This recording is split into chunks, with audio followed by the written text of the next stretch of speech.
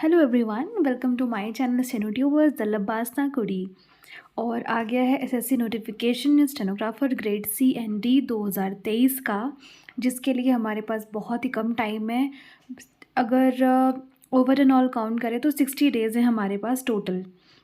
तो मैंने 60 डेज़ की स्ट्रैटेजी बनाई है, लेकिन इस स्ट्रैटेजी को मैंने 2 पार्ट में डिवाइड किया है, जिसका पार्ट 1 ये है और पार्ट 2 मैं कल लेकर आऊँगी। तो ये है 60 days strategy for SSC stenographer grade C and D 2023 by me, that is grade C stenographer. Okay, so let's begin.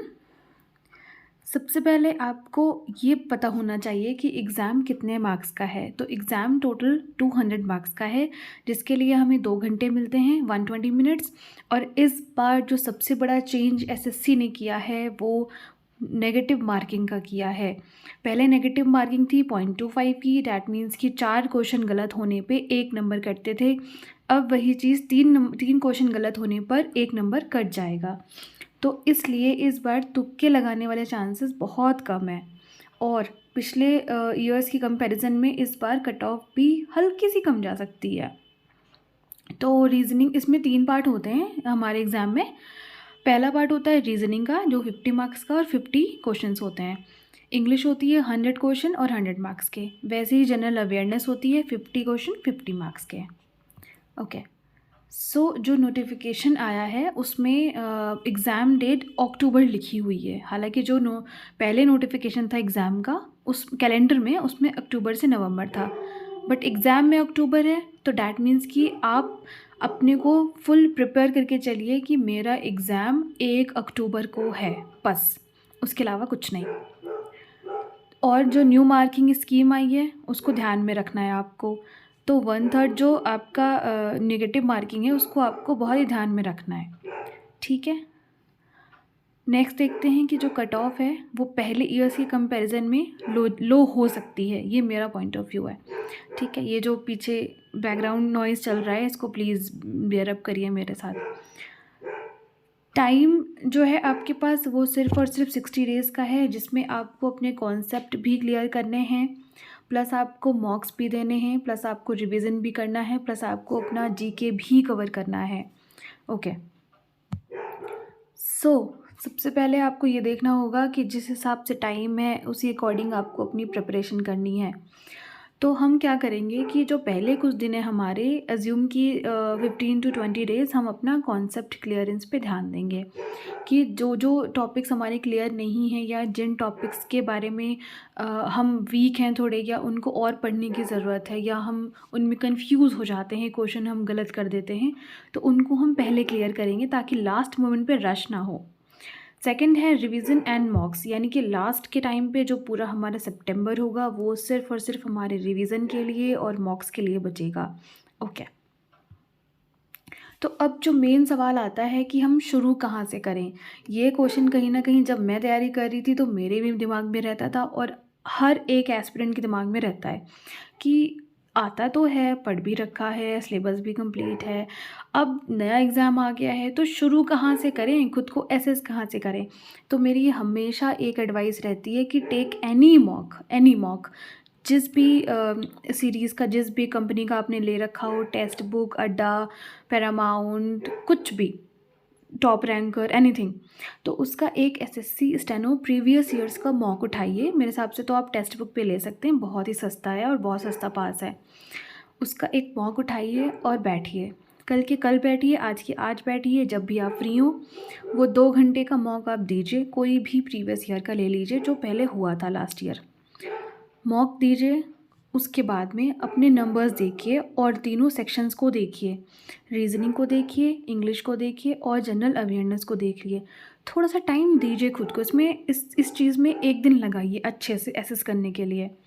General awareness उसमें करंट अफेयर्स आप छोड़ दिए, जीए में सिर्फ स्टैटिक पार्ट देखिए, करंट अफेयर्स को रहने दीजिए। तो आप पहले चेक करिए कि आपकी रीजनिंग में कौन से क्वेश्चंस गलत हो रहे हैं। उन टॉपिक्स को जो आपके गलत हो रहे हैं उनको आप नोट करके लिख लीजिए कहीं भी अपनी कॉपी में। सेकेंडली जो इंग्लिश है, इंग्लिश में अगर आपकी वोकैब्स कमज़ोर हो रही है, क्वेश्चन गलत हो रहे हैं, कुछ पैसेज गलत हो रहे हैं, पैसेजेस गलत हो रहे हैं जो काफ़ी बच्चों के होते हैं, उनको भी एक टॉपिक करके अपनी नोटबुक में नोट करके रख लीजिए। तीसरा आता है जीके। जीके में भी जो भी क्वेश्चन गलत हो रहे हैं, मान लीजिए आपकी हिस्ट्री में कोई 3-4 क्वेश्चन आए जिसमें से आपने 1 किया और 3 नहीं किए, तो ऐसे नोट कर लीजिए कि हाँ, हिस्ट्री में 4 क्वेश्चन थे, मैंने 3 नहीं किए, 1 सही किया। ओके, तो इसमें आपको सिर्फ और सिर्फ एनालाइज करना है। ऑल राइट, अब आपको करना क्या है, अब आपको इसमें देखना है कि कौन सा टॉपिक आपका स्ट्रॉन्ग है। जो टॉपिक आपका देखिए, ये असेसमेंट तो आपको खुद से करना पड़ेगा। मैं आपको स्ट्रैटेजी बता सकती हूँ, सोर्सेज बता सकती हूँ, पढ़ने का तरीका बता सकती हूँ, रिवीजन के तरीके बता सकती हूँ, बट असेसमेंट तो आपको खुद ही करना पड़ेगा। देखिए, आपको अपनी गलती खुद ही पहचाननी होगी। हर एक एस्पिरेंट की स्ट्रैटेजी अलग होती है, हर एक का सोर्स अलग होता है, कोई किसी सोर्स से लेता है, कोई किसी सोर्स से लेता है, बट सबका एक ही मोटो रहता है कि नंबर अच्छे आने चाहिए। तो आप एसेस करिए और ये देखिए कि जो आपका जो जितने भी आपके स्ट्रॉन्ग टॉपिक हैं जिनमें आप अच्छा कर रहे हैं, अच्छा परफॉर्म कर रहे हैं, उनको आपको स्ट्रॉन्गेस्ट करना है। मतलब अभी उसमें आप अच्छे हैं, उसमें आपको और बेहतर करना है। सेकेंडली, जो आपके वीक टॉपिक्स हैं, जिनकी जिनकी कन्फ्यूज़न की वजह से या जिन वजह से आपके क्वेश्चंस गलत हो रहे हैं या आप दो में कंफ्यूज हैं, नेगेटिव मार्किंग हो रही है, उनको देखिए और उन वीक टॉपिक्स को अलग से नोट करिए और उनको हमें क्या करना है, इस 1 महीने में उनको स्ट्रॉन्ग बनाना है। ठीक है, ऐसा भी नहीं होना चाहिए कि आप वीक आपका स्ट्रॉन्ग बन गया लेकिन जो स्ट्रॉन्ग था वो आपका वीक हो गया, तो ये काम नहीं करेगा। ओके, तो कंपटीशन इतना तगड़ा होने वाला है ना अब कि अपनी कमर कस लीजिए। और जो नल एंड वॉइड है, नल एंड वॉइड का मतलब जो बिल्कुल नील बटे सन्नाटा है, जिनके जैसे मान लीजिए रीजनिंग में कोई टॉपिक है, बैंकिंग इनइक्वालिटीज़ शायद एक टॉपिक है जिसमें वो एरो और इक्वल टू का पूरा इक्वेशन रहती है। तो अगर मान लीजिए उसमें आपको वो कॉन्सेप्ट ही नहीं आता है तो वो आप क्वेश्चन सॉल्व भी नहीं कर पाएंगे। तो उसमें आपको क्या करना है, पहले कॉन्सेप्ट क्लियर करना है। जिसमें बिल्कुल भी नहीं पता उसमें कॉन्सेप्ट क्लियर करना है, जिसमें थोड़ा वीक है उसको स्ट्रॉन्ग बनाना है, जिसमें स्ट्रॉन्ग है उसको स्ट्रॉन्गेस्ट बनाना है। ऑल राइट, तो हम शुरू करेंगे अगस्त से, डैट इज़ आज 3 अगस्त है, आज से शुरू करेंगे अगर हम, तो अगस्त हमारे पास है अभी। तो सबसे पहले आपको पहले 15 से 20 दिन में क्या करना है, रीजनिंग में देखते हैं कि क्या करना है। सबसे पहले आप जो वीक टॉपिक्स होंगे आपके, जो आपने मॉक दिया है, उन वीक टॉपिक्स में जितने भी टॉपिक्स के आपको कॉन्सेप्ट क्लियर नहीं है, कैसे क्वेश्चन सॉल्व करने हैं, कैसे ट्रिक लगानी है, अगर ये क्लियर नहीं है तो अभी के अभी जाइए, यूट्यूब खोलिए, उस पर अपना टॉपिक का नाम लिख लिए।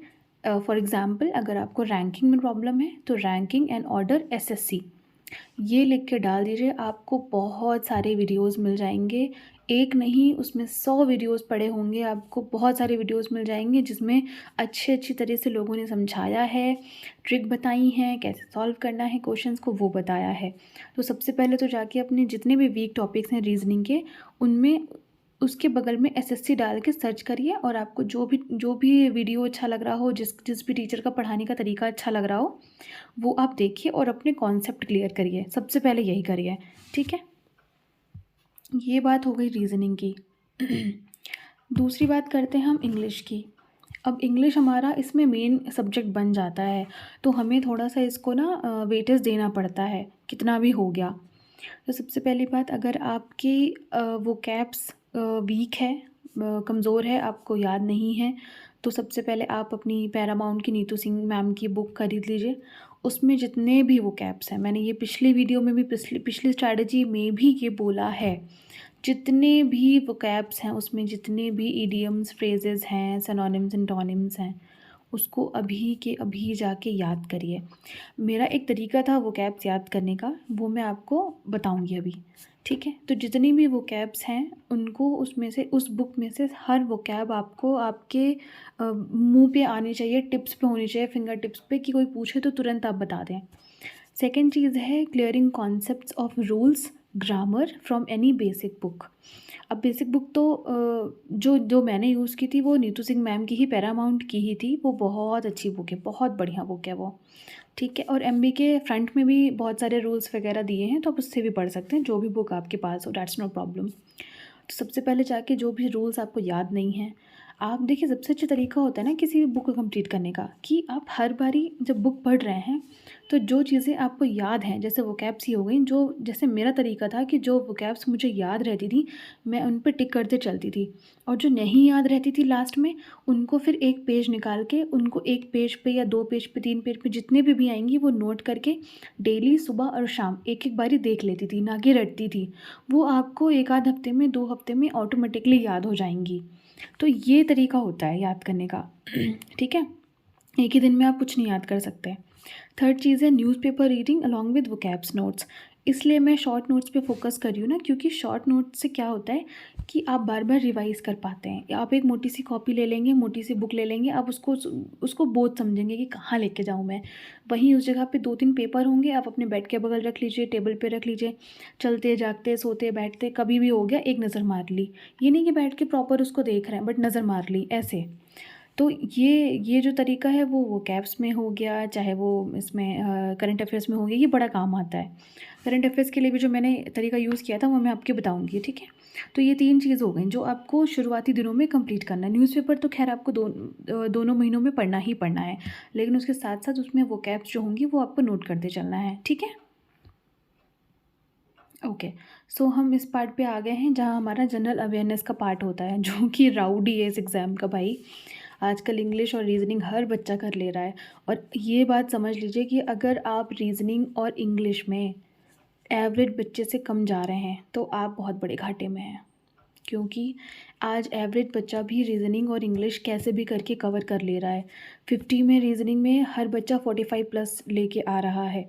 इंग्लिश में भी 100 में से कम 85 प्लस तो ला ही रहा है। तो आपको इतना तो करना ही पड़ेगा, और जो बाकी रही कसर वो जनरल अवेयरनेस पूरा करेगा। तो इसमें भी आपको मेहनत करनी पड़ेगी इस बार। तो हमारा 2 पार्ट होता है इसमें, स्टैटिक पार्ट और करंट अफेयर्स। जो स्टैटिक पार्ट है उसमें आपको शुरुआती दिनों में क्या करना है, मतलब शुरुआती दिन मीन्स अगस्त, पूरा अगस्त मान लीजिए, कि जो कोई भी बुक आप लीजिए प्रीवियस ईयर्स क्वेश्चंस की, चाहे वो पिनिकल की हो गई, किरण की हो गई, या कोई भी हो गई जो भी है एसएससी की, वो आप अपने पास ले लीजिए। और जब वो क्वेश्चंस आप पढ़ते रहें तो उनका एक शॉर्ट नोट के फॉर्म में बनाते रहें। जो क्वेश्चन आपको बहुत ज़्यादा इंपॉर्टेंट लग रहे हों कि ये पूछा जा सकता है या बहुत बार आएगा। शॉर्ट नोट्स का मेरा मतलब है कि सिर्फ एक वर्ड और एरो और दूसरा वर्ड, बस। इसके अलावा कोई नोट नहीं। जो जो बिल्कुल एक लाइन, एक आधी लाइन में आपका नोट बन जाए, वो उसे शॉर्ट नोट्स कहते हैं। अब आप पूरा क्वेश्चन लिखेंगे, फिर चारों ऑप्शन लिखेंगे, फिर आंसर लिखेंगे, वो शॉर्ट नोट्स नहीं होते। सेकंड चीज़ है वीडियोज़। वीडियोज़ से मेरा मतलब है कि जितने भी आपको इन केस मान लीजिए कि आपको कुछ पढ़ना है, जैसे हिस्ट्री में वंश पढ़ने हैं कि किसका कौन सा वंश था, तो आपने यूट्यूब पे सर्च किया, आपको कोई वीडियो मिला, अच्छा, अब आप उस वीडियो को देख तो लेंगे, उस टाइम पे याद रहेगा, फिर कुछ टाइम बाद ना आप भूल जाएंगे। तो अपनी कॉपी लीजिए या पेपर लीजिए, कुछ भी लीजिए, उसमें शॉर्ट नोट्स टाइप में जो जो वो बताते चलें उसको शॉर्ट में नोट करते चलिए कि हाँ, ये इसके वंश से इस इन्होंने इसकी स्थापना की थी, या ये मारे गए थे, इन्होंने इनको मारा, ऐसे ऐसे करके नोट करते चलिए, वो बहुत हेल्प करता है। थर्ड चीज़ है मॉक्स। अभी मॉक्स के बारे में मैं इसके बाद बात करूँगी कि जो आप मॉक्स देंगे अगस्त में, वो स्टेनो के नहीं होंगे, सिवाय जो आप पहले दिन देंगे। अगस्त में आप सारे मॉक्स किसके देंगे, सीजीएल, सीएचएसएल, एमटीएस, सीपीओ, जितने भी एसएससी के अदर एग्ज़ाम्स हैं स्टेनो को छोड़ के, अब वो सारे कवर करेंगे। जब आपके वो मॉक्स कवर हो जाएंगे तभी आप स्टेनो पे आएंगे। Got it? और अगर आपका फिर भी मन है स्टेनो के मॉक्स देने का कि आपका ओवरऑल सिलेबस कंप्लीट है, तो आप आराम से दो या 3 मॉक्स हफ्ते में दे सकते हैं स्टेनो के, दैट्स नो प्रॉब्लम। वो कोई ऐसे टैगलाइन नहीं है। जो मॉक्स में आपको जनरल अवेयरनेस के क्वेश्चंस मिलेंगे ना, जैसे कुछ भी हो गया, वो क्या करते हैं कि क्वेश्चन का आंसर देते ही हैं, उसके साथ में उसकी डिटेलिंग भी देते हैं कि इसका बैकग्राउंड क्या रहा है, या इस उससे रिलेटेड 3-4 और चीज़ें देते हैं। या जो एक ऑप्शन करेक्ट होता है उसके साथ साथ तीनों ऑप्शन को भी वो बताते हैं कि वो उनसे क्या क्या रिलेटेड चीज़ें हैं। तो उसके भी आप एक अलग से नोट्स बनाते चलिए किसी पेपर में या किसी कॉपी में, ठीक है? वो सब बहुत काम आते हैं लास्ट टाइम में रिवीजन के लिए। और जो भी बुक्स हैं आपके पास, जैसे मैंने बताई थी स्टैटिक जीके की बुक है अंकित भाटी सर की, वो बहुत अच्छी बुक है, बहुत अच्छी बुक है, ट्रस्ट मी। स्पीडी की बुक है, या कोई और बुक है आपके पास जो जनरल अवेयरनेस की है, उस बुक से भी थोड़े थोड़े शॉर्ट नोट्स बनाते चलिए कि आपको ना बहुत ज़्यादा बाद में एकदम बुक का रिवीजन करने के लिए वो ना रह जाए कि मुझे बुक का रिवीजन करना है। सेकेंड चीज़ आती है करंट अफेयर्स। तो देखिए अब करंट अफेयर्स पे उतना एसएससी हालांकि फोकस नहीं कर रही है, मुश्किल से मुझे लगता है 4 या 5 क्वेश्चन आ रहे हैं। तो इतने बड़े टॉपिक के लिए आप पूरा 2022 का पढ़ेंगे, फिर 2023 का पढ़ेंगे, तो वो टाइम वेस्टेज है। 2 महीने में इट्स इम्पॉसिबल, ठीक है। तो जो जो स्मार्टली आप काम कर सकते हैं वो स्मार्टली काम करिए। तो अगर फिर भी आपके पास टाइम है, आपका और सारी चीज़ें कवर हैं, आपको कवर नहीं करनी है और आपके पास टाइम है, तो बेफ़िक्र होके आप कोई भी चैनल की मंथली वीडियोस देख लीजिए। क्रेज़ी जीके ट्रिक हो गया या कोई भी अदर चैनल है, जैसे परचम क्लासेस है या और भी लोग, विपिन गोयल सर हैं, वो करंट अफेयर्स अपलोड करते हैं, आप उनका देख लीजिए। मंथली वीडियोस देख के और उसको शॉर्ट नोट्स में अपने कॉपी में लिख लीजिए। Any current affairs magazine like speedy और समथिंग, जो भी आपके पास करंट अफेयर्स मैगजीन हो, ईयरली, हाफ ईयरली, मंथली, जो भी, अगर आपको पढ़ने का मन हो तो पढ़ लीजिए। तीसरी चीज़ है तुक्के। तो तुक्के पे तो इस बार बिल्कुल डिपेंड मत रहिएगा, ठीक है, कि मैं जनरल अवेयरनेस में तो तुक्के मार दूँगा या मार दूँगी, बिल्कुल भी नहीं। अब आते हैं मॉक्स पे। तो मॉक्स के लिए मैंने आपको पहले ही बता दिया है कि आप पहले कोशिश करिए सीजीएल, सीएचएसएल, एमटीएस, जितने भी एसएससी के अदर एग्ज़ाम्स हैं उनके मॉक्स आप शुरुआती दिनों में दीजिए। शुरुआत के 20 दिन, 15 दिन, जो भी आपको लगे, डेली डेली अपना उसी हिसाब से काउंट कर लीजिए कि कितने मॉक्स हैं और डेली डेली उतने मॉक्स देते रहिए, ठीक है। तो ये मेरी स्ट्रैटेजी थी पार्ट 1 की, जो आपको शुरुआती दिनों में करनी है। और इसी के साथ मैं सारे सब्जेक्ट के सोर्स की कौन सी बुक्स यूज़ करनी है, और जीके में जो लोग बुक से पढ़ना चाहते हैं उनके लिए अलग से बुक्स, और जो लोग बुक से नहीं पढ़ना चाहते हैं, वो यूट्यूब से पढ़ना चाहते हैं, जो स्पेसिफ़िक वीडियोज़ हैं उनके लिंक्स भी मैंने अपने पास रख लिए हैं कॉपी पेस्ट करके। और उनके लिए मुझे एक प्रेजेंटेशन बनाने की देरी है, तो मैं आपको ये कल परसों तक अवेलेबल करा दूँगी, कि जिनको किसी टीचर से पढ़ के समझ में आता है तो वो वीडियोस देख के पढ़ लें, शॉर्ट नोट्स बना लें, और जिनको बुक से पढ़ना है तो ऑब्वियसली वो बुक से पढ़ लें, ठीक है। बाकी आपको सोर्स और पार्ट 2 के बारे में सारी जानकारी कल परसों तक मिल जाएगी, आई प्रॉमिस। और ऐसे ही पढ़ते रहिए और आगे बढ़ते रहिए और मोटिवेटेड रहिए। देखिए अब थोड़ा सा आपको ना अपने पंख ना और फैलाने होंगे और कोशिश करनी होगी, क्योंकि एक बार ना जो आपकी बन जाती है लिमिटेशन ना, वो धीरे धीरे बढ़ती रहती है। आपको भी जो आपकी एक बार स्टैंडर्ड सेट हो जाएगा ना कि मैंने इतना कवर कर लिया है, मैंने इतना पढ़ लिया है, तो आपके इतने नंबर तो आराम से ही आ जाएंगे, कि एक पर्टिकुलर स्टैंडर्ड सेट हो जाता है कि हाँ अब मेरे इतने नंबर तो आसानी से आएंगे, बस मुझे थोड़ा सा और मेहनत करनी है। तो मेहनत आपको करनी है, गाइडेंस मेरी है। कोई भी प्रॉब्लम हो, कुछ भी हो, तो मेरा टेलीग्राम चैनल है स्टेनो ट्यूबर्स द लबासना कुड़ी के नाम से, आप आके ऐड कर सकते हो। मेरे उसमें ग्रुप भी पड़ा हुआ है, ग्रुप का लिंक भी पड़ा हुआ है टेलीग्राम चैनल का, मैं फिर से शेयर कर दूँगी।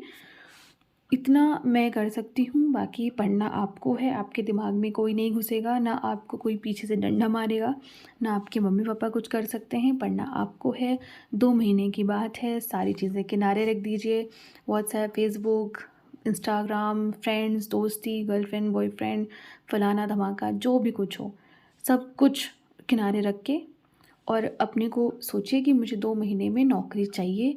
स्टेनो के एग्ज़ाम में सबसे अच्छी ख़ास बात ये है कि अब अगर एक बार आप टियर 1 में अच्छे मार्क्स ले आते हैं ना, लाइक 160 प्लस, 150 प्लस, 155 प्लस, तो आप सबसे अच्छी चीज़ ये होती है कि आप फ्री हो जाते हैं कि अब मुझे सिर्फ़ और सिर्फ अपनी स्किल पे ध्यान देना है।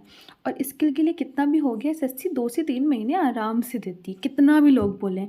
अगर आपका बेसिक कंप्लीट है ना स्किल में, शॉर्ट हैंड में, तो आपको स्पीड लाने में प्रॉब्लम नहीं होगी बाबा, वो मैं उसकी गारंटी दे रही हूँ। तो इसलिए फ़ोकस करिए कि अच्छे से पढ़िए और अच्छे से नंबर लेके आइए, okay. So all right, thanks for watching me, steno tubers the लबासना गुडी। मिलते हैं अगले पार्ट में कल। Stay tuned, bye bye, good night, take care.